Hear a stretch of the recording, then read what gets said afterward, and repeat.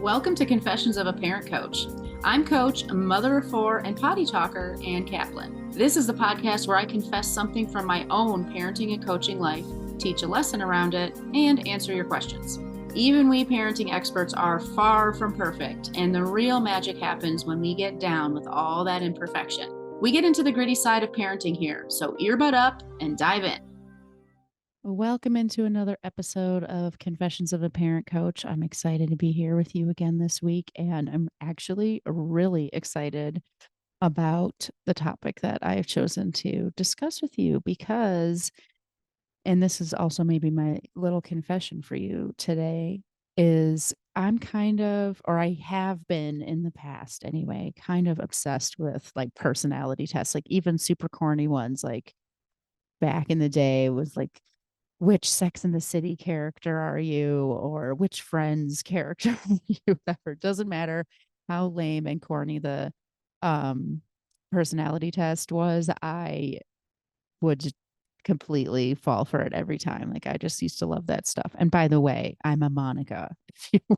If you didn't know, you couldn't tell already if you haven't watched Friends, which would be perfectly reasonable since it's not exactly recent. I am a Monica from Friends. But anyway, there's tons of personality tests out there. The Myers-Briggs test. With my book club a couple of years ago, we read a book called The Four Tendencies, and you had to like to categorize yourself. Like there are so many personality tests out there. And I mean, even things like the Zodiac. I'm a Virgo. I totally like resonated with that. I remember like maybe 10 years ago, we were in a coffee shop that had this like book of birthdays in just kind of like milling about in the coffee shop and anyone could look at it. And I remember reading my birthday and being like, oh my God, this book is like spot on exactly who I am or whatever. In fact, I love that book so much that I asked for it for Christmas because I wanted to have it for everybody in our house to like check their birthday out and all that stuff. It's kind of funny because now I read the description for my birthday in that book and I'm like, I don't know. I guess there's like a few things that are the same, but I don't have that same feeling of like, this book really gets me. But anyway, just totally love that stuff. It's kind of fun, but also felt like I kind of took it pretty seriously actually, because I don't know, it'd just be kind of creepy to read something and be like, oh my gosh, that describes me perfectly. That feeling of being seen or something when you find out like what your personality is or something. But all of that actually came to an abrupt stop for me when I started working with my therapist. And she, maybe in the first couple of sessions that we had together, asked me if I'd ever heard of the Enneagram and if I knew what Enneatype I was. And I had not, and I did not. I had never heard of the Enneagram before. And, if a therapist sends you like a evaluation or a personality test, it carries a little bit of weight for me, more so than like if it just shows up in my Facebook feed or something. So, I took the test or whatever, and I told her what the results were, and she has helped me over the many years that I've been working with her to really go deep with the Enneagram. And I now use the Enneagram as one of the many tools that I bring to bear in my coaching. And so I want to kind of introduce you to the Enneagram today. Um, and just like any of the concepts that I introduce you to on the podcast, it's important for you to know I'm not necessarily an expert in the Enneagram. I'm certainly not the originator or the original author of the Enneagram books. Like, nope, nope, nope. The Enneagram is just something that I know about. I really love. I use it in my coaching, and I kind of spread the word about it. And that's what I'm doing today. So, if you don't know what the Enneagram is, I'm going to kind of start out by talking about what it is and the concepts behind it. And then do a really super brief overview of the nine Enneatypes. And then I'm going to talk about why is this useful? Like, why does it even matter? Why would I even encourage you to find out what your Enneatype is and all that stuff? So, um, what I really love about the Enneagram compared to any other sort of personality test is truly to actually call the Enneagram a personality test is to really do it injustice. It's hard to put into words exactly what the Enneagram offers because it goes so deep and so broad with its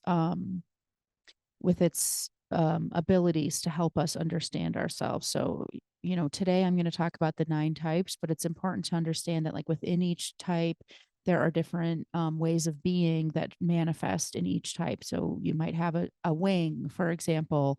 You might have a different way of being in terms of being a really social version of that type or a really sexual version of that type, for example.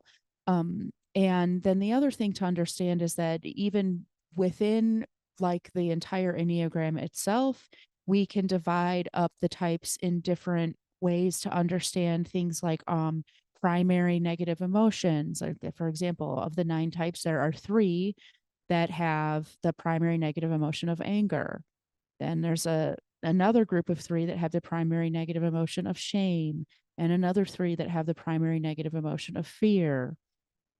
There are also are levels within your type in terms of like how healthy and integrated you are versus how unhealthy and maybe disintegrated you are. And as you move up and down in your level of integration, your type will kind of manifest itself differently. So it's really I hope that as you're hearing me talk about it, you are understanding that, the Enneagram is not about putting you in a box or giving you a label by any means. I am actually not a fan. Like, you can go on Instagram and like follow a bunch of Enneagram experts, and they post like little comic strips about like, oh, a type 1 in their bedroom or something like that. And oh, they're super organized. So everything's alphabetized and their underwear is like folded super neat or something like that. These little things that really reduce something very complex, deep, and profound to kind of like a caricature of a personality. I'm really not a fan of that because I think it gives people the false impression that the Enneagram is kind of the same as any of those other personality tests out there, that it's very simple, that it might not even be worth your time or useful. And that's not the case at all. So, really, I'm hoping I'm giving you this impression or this beginning to give you this idea of that the Enneagram is really not about simplifying you and putting you into some sort of category or giving you a label. It is really much more of a vehicle that we use to explore and understand ourselves, and be able to identify where we're doing very well, when we have more healing to do. um, it's at this point in my work, it's something I use to understand. When I recognize certain behaviors in me, I know immediately where they're coming from and why they're coming out right now, and what about this situation is activating those tendencies. And it's a really, really great way to understand yourself. And you'll see that also can be super useful in parenting. So let me back up just a tiny bit and talk about really what is the Enneagram, or what are the fundamental philosophies or principles behind the Enneagram. So really, using the Enneagram is to say that you're using a holistic approach to understand yourself, accept the entirety of yourself, and learn how to integrate all the parts of yourself.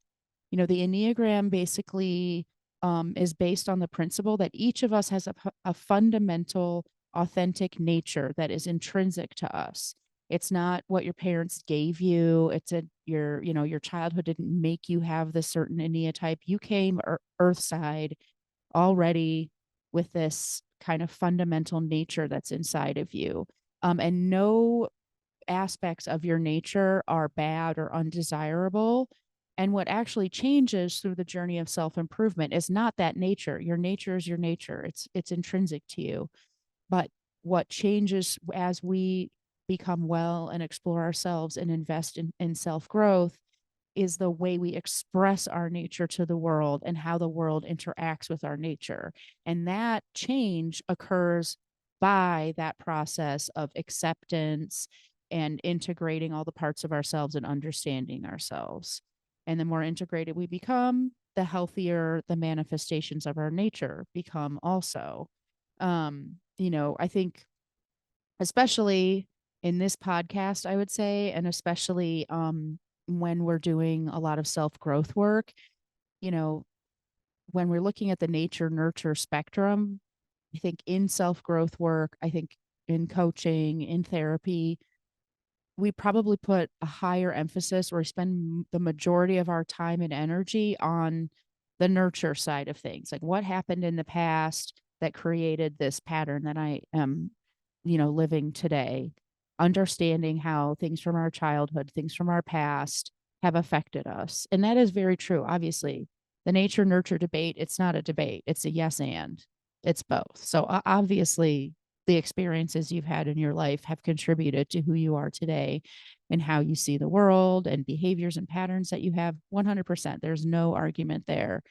The Enneagram helps you almost release some of that, because what can come along with that understanding of the nature side of yourself is a little bit of anger, possibly resentment, frustration, blame. My gosh, if my parents had parented me differently, maybe I wouldn't have this issue or whatever. One of the things that the Enneagram has helped me with is to say, yes, and this is part of who I am anyway. Like, even if I had had like the most magical, glorious parents on the planet, I still would be, to a large degree, the person I am right now, because there's a part of me that is intrinsic to me, and it's not right or useful for me to ascribe that part of myself to anything other than just the luck of the draw. And it wasn't because anybody did this to me. So it actually has given me some wiggle room and some permission to take my focus off of my past, release and possibly even accept my past, because um, it's not the whole story. And I can actually look at who I am fundamentally and intrinsically. So that's kind of where the Enneagram is coming from and what we're learning about ourselves. And I kind of have this quote that I want to read to you from what I consider to be sort of the Bible of the Enneagram. That's a book called The Wisdom of the Enneagram, written by Riso and Hudson, who were the original writers on the Enneagram. And the quote, it reads like this: by helping us see how trapped we are in our trances and how estranged we are from our essential nature, the Enneagram invites us to look deeply into the mystery of our true identity. So this integration scale, like, how integrated am I? How much have I actually incorporated and accepted all the parts of myself? Another way to look at that is, how closely am I living out my essential nature versus how estranged am I from my essential nature? How much am I identified with my ego, my pain body, my protector parts right now, versus how connected am I to my true, authentic, essential nature, my adult self, my true self? And when you think about it through that lens, well, goodness gracious, here's another amazing technique that's out there in the world that so closely mirrors and aligns with coaching itself. The work of coaching, the work of our self-growth work, no matter what modality or tool we use to get there, it's all about embodying our true and authentic self and releasing the protective patterns that our ego has developed over time. How close are we to our essential nature versus how close are we to our protective, fear-based nature?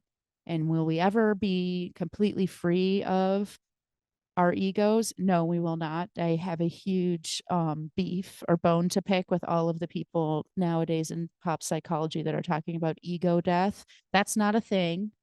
Your ego will never die. You will never fully transcend your ego, which is another thing that Eckhart Tolle loves to talk about. And I have a bone to pick with Eckhart Tolle on that too.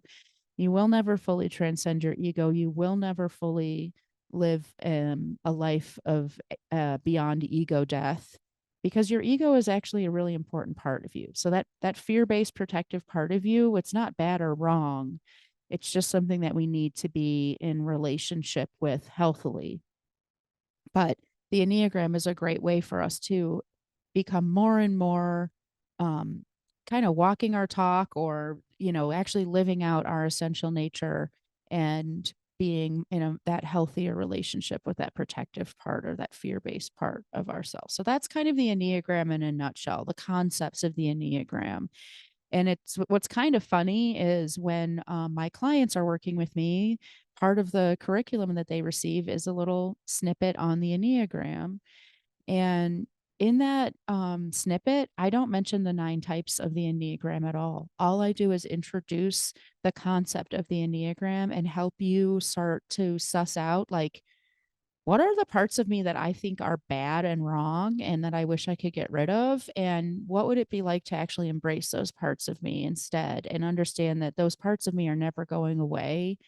And instead, my job is to create a healthy relationship with them so that they express themselves healthily instead of in this self sabotage way. And the example I give of that in the workbook is self reliance. So let's say that self reliance is a fundamental aspect of your nature.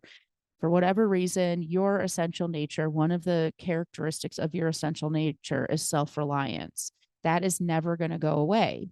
It's just part of who you are.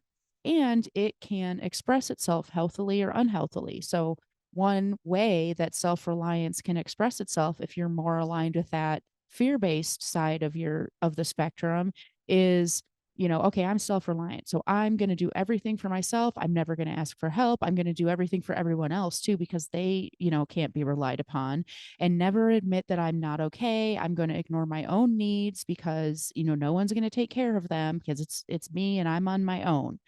Obviously, these are unhealthy behaviors. They are fear based behaviors. They are coming from a place of pain, but they also are sort of the twisted expression of this fundamental aspect of your nature, which is self reliance. On the flip side, if you're more aligned with your essential nature, your higher self, your true self reliance can look a lot more like, you know what? I take care of myself because I'm self reliant. And part of taking care of myself is recognizing and honoring my own needs instead of waiting for other people to guess what I want and letting me down. Instead, I ask for what I need and I advocate for myself and I take action to make sure that my needs are met. Wow, that is 1,000,000% more healthy. But imagine if this person were like, God, I just hate how I'm such a do it myself, or I hate that self reliance part of me. I wish I could just get rid of it because it makes me, take on way too much and not ask for help and blah, blah, blah, blah. Okay, well, you can't get rid of that part of yourself. And if you're focusing on trying not to be the way that you are, you're distracting yourself from your true growth process. The real work is integrating and developing a healthy relationship with that self reliance aspect of yourself so that it can come out in those healthy ways. So think about that and think about once you start to see, like, oh, okay, this is the utility or the overall mission or philosophy behind um, the Enneagram. I bet you there's people out there listening to this right now who are thinking, like, I want to know what my Enneatype is. I want to know what my fundamental essential nature is. I want to know, like, how to have a healthy relationship with that. Well, of course you do. And really, like I said, because the concepts of the Enneagram are so closely aligned to concepts of self-growth and coaching in general, the Enneagram is just a wonderful, great tool to have in your toolkit. Um, and so let's talk about what those 9 types are. So, like I said, there are 9 types, 9 Enneatypes. And as I said before, I'm going to give you an extremely, like, one sentence um, synopsis of what these types are. It is, I can't even say that it's the tip of the iceberg because, as I said before, like, each of these types has so many variations within it. And then also you could be the exact same type with the exact same variation and the exact same, tendencies as somebody else and still manifest and look like totally 2 different people. So I really want you to just, my hope for you in hearing about these 9 types is to just feel intrigued and nothing more, and maybe to go further and maybe to reach out for me and have a conversation about the Enneagram and all that stuff.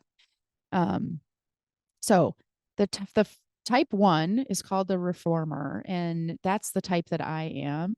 And if I had to say in a positives or like pros and cons of the type one, the challenges and the superpowers of a type one, our superpowers are that we can be super organized. We're very good at seeing the big picture and strategizing, and we have an extremely strong motivation that is integrity, moral rectitude, righteousness. It is our guiding light.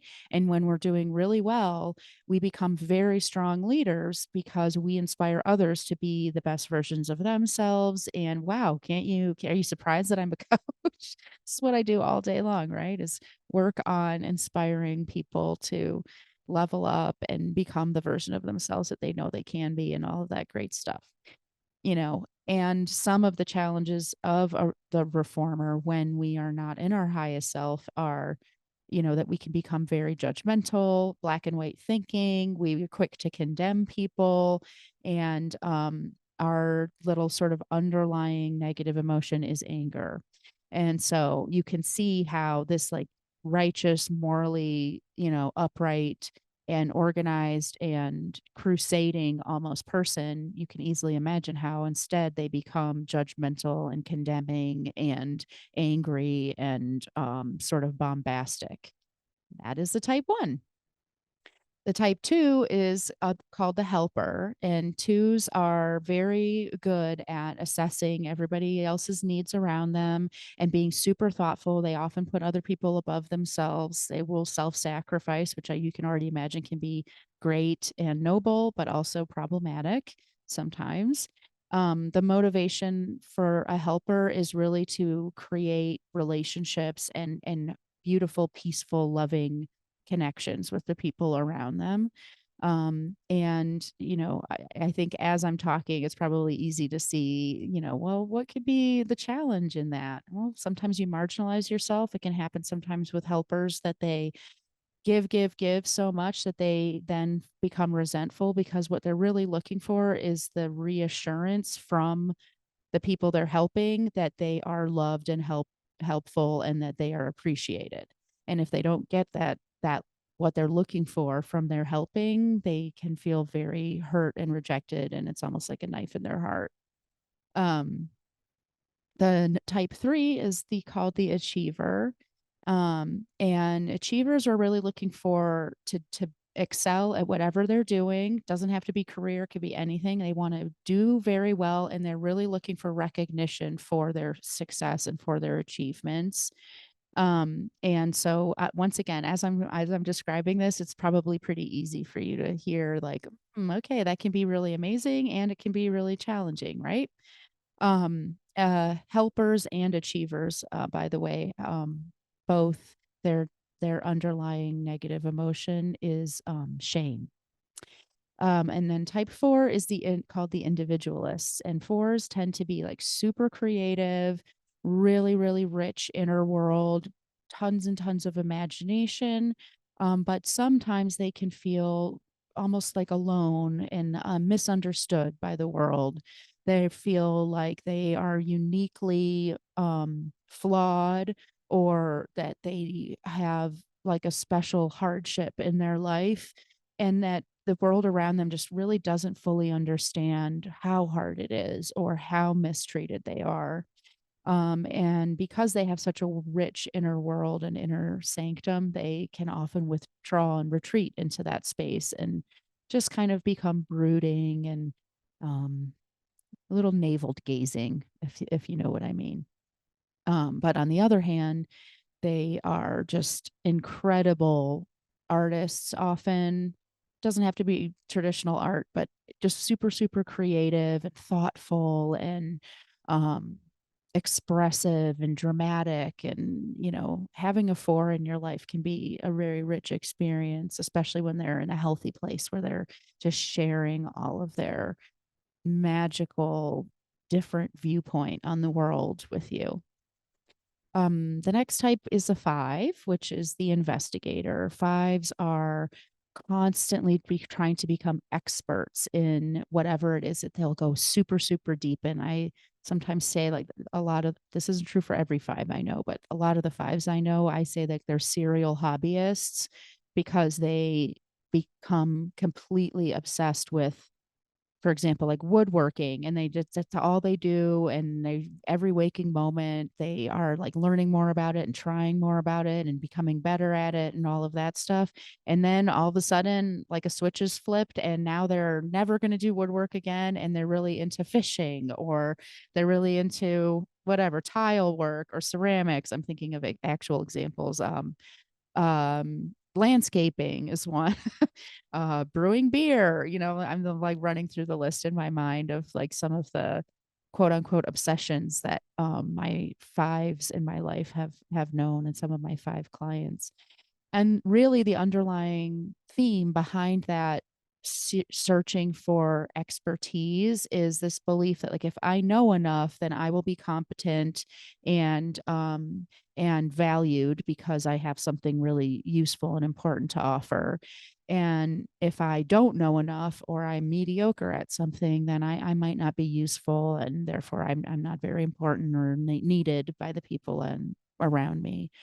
Um, Fives and the next two types after this, so five, sixes, and sevens, their underlying negative emotion is fear. So all three of the next kind of types can sometimes suffer from anxiety. Not that the other six types can't. Anybody on the Enneagram can suffer from any kind of negative emotion or ailment, but it's more common, I think, with fives and sixes especially. So let's talk about the six. The six is the loyalist. The loyalist, the way I describe a loyalist, I used this analogy. So we did a whole clinic on the Enneagram at the last fall retreat. And I used this analogy to describe sixes. And I didn't know that in our group, when we had a couple of sixes, and both of them were like, that's exactly how I feel. So I'm going to use the analogy right now so to give you an idea what a loyalist is. So what I say when I describe a loyalist is, picture a limp noodle. It's like super cooked and floppy, but you want it to stand upright.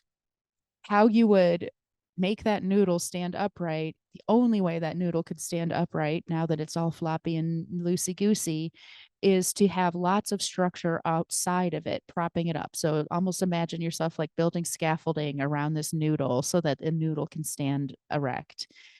That is my analogy for the six, because sixes tend to lack internal confidence and security, and they give themselves a sense of security by the world around them. So relationships for sure, but also routine and structure, really predictable, dependable, and constantly reassuring themselves of where they stand in their world, where they stand in their friendships, in their relationships, where they stand in their job, for example, where they stand at school, and really just feeling like their world is super solid. And the more solid their world feels, the more upright that noodle can be. What, of course, obviously, the pathway to freedom for a six is to become much more and more and more feeling that sense of internal security and internal stability. And so you can see, even as I'm talking, how understanding these things about my clients, understanding these things about ourselves, understanding these things about our kids can say, oh, okay, well, I get it. Like, for example, one of my children is a four, and because I understand that they are a four, and I understand that as a four, one of the things they struggle with most is feeling uniquely misunderstood and sort of alone in their suffering. One of the most important things I can say to my four child is, I hear you, I see you, and I get it. Because the more that this kid feels seen and heard and understood, the less they feel the need to assert themselves in this, like, you don't understand. Things are really terrible. So fours can have a tendency to catastrophize, because until they feel like you really see what they see or understand what they feel, they have to double down and commit to this negative emotional landscape that they're in. So that's just an example. And the same thing with the six. I have a kid who's a six, and understanding that he's a six helps me know that, like, the best way I can help him is to help him find his sense of internal security and stability so that he doesn't feel so shaken when the world around him is changing. Um, Moving on to the type seven, sevens are the enthusiasts. The way I describe a seven is that they just want to take the biggest bite out of life that is humanly possible. And one of their core values is freedom. They don't like to be penned in. So even though a seven is like the most fun to hang out with, this is why they're called the enthusiast. They're also some of the hardest people to make plans with sometimes because they don't want to say no to anything, but they don't want to commit to anything that might limit themselves from saying yes to something else. So when with some of my seven people, I will often just feel like I'm sort of being kept on the back burner. That's not really what's happening. It's that this person really wants to be with you. They do genuinely want to be with you, and it causes them almost physical pain to feel that they've missed out on something else. So, one of my kids is a seven actually, and one of the things that he's explained to me is this feeling of like there could be 100 doors in front of me, and 99 of them are open and one of them is locked, and I will just be like extremely distracted by and almost like tortured by the one locked door. This feeling of being put in a cage is very, very hard for a seven. They just want to just take everything in. I have another seven who's explained to me that she feels like, time is running out all the time. She always feels that, or sometimes she describes it as just simply a feeling of FOMO. But just like, I want to pack as much as I possibly can into every minute of my life because someday it will be over. But the best thing about being around a seven is how they have such a joie de vivre and lust for life. They see joyfulness and playfulness and almost like a childish wonderment um, all the time to the world around them. And if you need to find a silver lining, go talk to a seven, because the one thing that a seven fears is discomfort and pain. It was really funny. My sister is a seven, and when she found out she was a seven, she was like, "Well, of course I want to avoid pain. Doesn't everybody want to avoid pain?" And I was like, "Not me. I'm a one. My whole driver is like doing the right thing and having this like strong sense of purpose." And for me, like I actually turned everything, even fun things, into work because then they feel purposeful and driven for me. And all of the stuff that my sister loves to do, like it's a goofy, fanciful, wondrous, joyful, playful side of her, I super enjoy. I would never do. I literally just don't even have that ability in me. And so one of the ways you can know that you've actually found what your Enneatype is when you read the description feeling like this is so intrinsic that I just assumed everyone felt this way. Like this isn't describing me specifically, it's just describing the human experience. If it feels that way to you, then you probably have found your Enneatype. Um, the next Enneatype is the Challenger. It is type 8. And that is the person whose core value is power, meaning they really want to feel in control and empowered. And when people around them are disempowered or when they feel disempowered, it is very, very activating for them, triggering for them, negative for them. Challengers tend to be like super, super competent. Like if you want something done, give it to a challenger. And because they're so triggered and activated by this concept of power, they can also become very controlling instead of in control. They can become domineering, almost tyrannical. And so when an 8 isn't in a very healthy place, it can be very unpleasant to be in a relationship with them because they can be very dominating and almost scary. And the last type is the 9, which is the peacemaker. And the 9's really big guiding light is harmony. They often will just kind of go with the flow and do whatever the group wants so that they can be, you know, facilitating peace and harmony all of the time. What's very interesting is I said that the negative emotion that's associated with the 1 is anger. The other 2 types that have anger as their primary negative emotion are the challenger, which is easy to see, right? Because they, like I just said, they can be even scary when they become super controlling. But the other type that has anger as their primary negative emotion is the peacemaker. And you don't see it very often, but they have it present, almost like they're trying to distance themselves from it, but it is there. And it's because they have neglected themselves so much that that they they have not asserted themselves in situations where they probably maybe did have an opinion, or they did see one side over the other, or want to make a choice. And so they're just constantly having these feelings of, you know, not having opinions, having a vantage point, having even a knowledge that could help a situation, but just keeping it to themselves all the time. And you could see how over time that can really make a person feel very angry.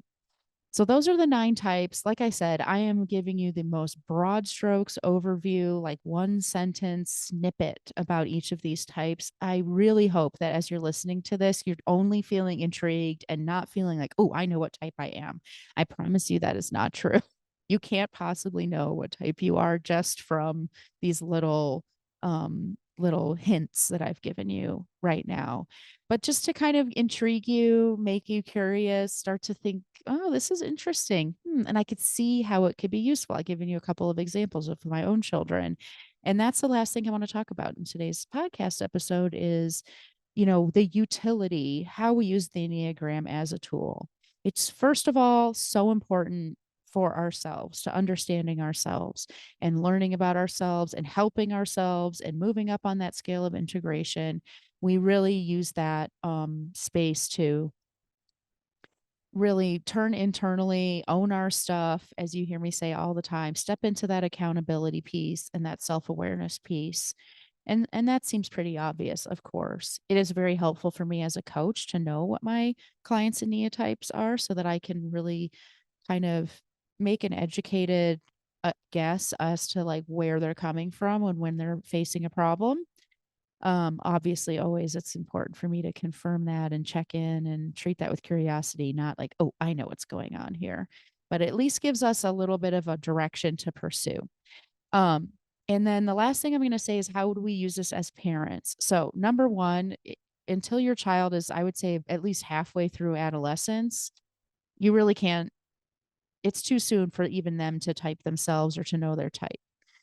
The second sort of word of warning I would give to you is that it is never appropriate for us to type another person, whether they're an adult or a child. It's important. The most important determinant, and this is, I think, another thing that's different than any other personality test, is you can take the Enneagram test and it will give you some direction.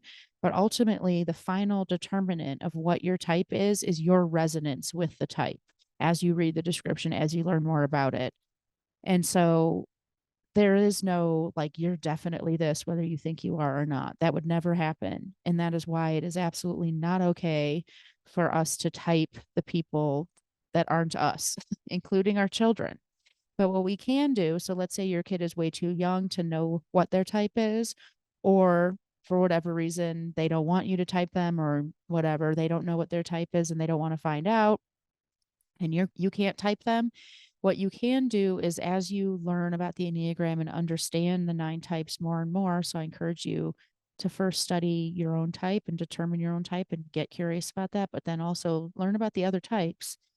Because whether or not you know if somebody is a 4, for example, you could start to recognize like, these behaviors seem kind of like that. And I have no idea if this person really is a 4 or not. But I do know that when somebody acts that way, when a 4 acts that way, anyways, what can be really helpful for them is for me to give them this, I hear you, I get it, feedback. And so I'm going to try that right now, even though I don't actually know if this person's a 4 or not. Responding to the presentation is really, really helpful, regardless of whether you know the type. And as your children grow, you can start to see for yourself what they are, and help them to discover what they are, and maybe even get confirmation from them of what they are. And then you can get a little bit more deep with using the Enneagram in your parenting a ton. But I would actually say the most utility of the Enneagram in parenting is understanding yourself, understanding why these particular things make you lose your temper, understanding why you are like beating your head against the wall on this particular parenting topic, understanding how you can help yourself get beyond that. So, myself as a one, like, I know that when I'm digging my heels in with one of my kids, it's because I have, at least on a subconscious level, decided there is a moral wrong and a moral right in this situation, and my way is right. And anything else, it's not only incorrect, but it is morally bankrupt. It is actually evil to do anything other than what I have decided is the right thing to do. And as soon as I find myself, as soon as I feel, even on a subconscious level, that to not stick to my principle would be the same as being a bad person, like being evil, I can't soften around my topic. So instead, once I recognize that I'm in that pattern, I know myself well enough to say, okay, well, the truth is that there is no actual moral certainty in this world at all, unfortunately. And so let me kind of back myself out of this corner that I've put myself in. And then let me get curious about the moral righteousness of the counterpoints to my vantage point. And for me, especially, like, I know that even being morally black and white with my children, in my opinion, is morally wrong. It just sounds like almost like a double negative or something like that. But it helps me to realize, like, okay, by being so um rigid on this thing because I think it's so morally, righteous, I'm actually not behaving morally upright at all, because rigidity and closed mindedness is very counterpoint, and it absolutely betrays my values with my family. So, that's a little window into how I help myself. And because of my knowledge of myself, it's becomes much easier for me to do this kind of mental gymnastics on the fly in the moment. But I really want to say, even though this is probably one of my longer episodes, the Enneagram is a topic that takes years to fully understand and embody and incorporate and learn about. There is just hours and hours and hours more I could be saying about all of this stuff. My hope for you is twofold: that you, number one, are intrigued about the Enneagram and want to learn more, but also that you've gotten a little window into my coaching practice. To be honest, this is something that I use in my arsenal. And when people hear me talk about love and logic, you've probably heard me before say, I am a love and logic independent facilitator, but I don't really present myself to the world as a love and logic expert, because really, if you look at the totality of my practice, I use so many different modalities in my work. This is a great example of that. And the Enneagram has absolutely nothing whatsoever to do with love and logic. Could not be more independent from each other. But there's a huge marriage of all of these tools that we use to help ourselves be the better versions of ourselves and live lives that are pleasing and satisfying and righteous and fulfilling. And the Enneagram is one of those tools. So if you have been curious about working with me, if you're thinking, okay, love and logic, but I'm not so sure, or, I talk about these bigger concepts, where's the foundational elements? How do we work on that stuff? It's a little window into, okay, so this might be something we talk about. And I have clients, plenty of clients, where I've never even said the word Enneagram to them. So it's really just having this kind of buffet of tools and skills that we can kind of select what is appropriate and useful and what's going to help you get across the finish line. Because remember that coaching is about helping you bridge the gap between concepts and vision and goals and actual boots on the ground implementation. And everybody is going to have a different journey to bridge that gap. It's my job as your coach to have lots and lots of skills, lots of arrows in my quiver, so to speak, so that when I see you at some roadblock, I can say, you know what, let's try this. Or I think this tool would be really appropriate here. And you don't need to know all of those tools, and you don't need to be able to, access all of that stuff on the fly. You've got me in your back pocket. I hope this has been helpful for you. And I hope that you are feeling so curious and desperate to find out what your Enneagram is, and then utilize me to help you actually do something about the fact that you know what your Enneatype is. And if that is the case, please, please set up that free discovery call you hear me mention on every podcast episode. It is a magical amount of time that we just sit together and get to know each other, share your story, understand your story, reflect on your story, get feedback on your story, and ultimately make a decision about whether or not our partnership is one of those tools that's going to help you get from point A to point B, to bridge the gap between the vision that you have for yourself and the outcome that you're working so hard to create as parents. Have a great day, everybody, and I will talk to you again soon. Bye. The episode is over, but there's more waiting for you. You can grab my free workbook, Getting Kids to Listen the First Time, that walks you through the fundamental principles I teach all of my clients and applies them to this very universal parenting challenge. So if you're sick of repeating yourself all day long, or just want to learn more about my style, you'll definitely want to go to bit.ly/kidswholisten. And if you're ready to work with me, let's meet. Set up a free call at bit.ly/Kaplan call, and let's create an action plan that gets you exactly where you want to go. And of course, links to all this goodness are in the show notes. Thanks for joining, and I'll see you next time.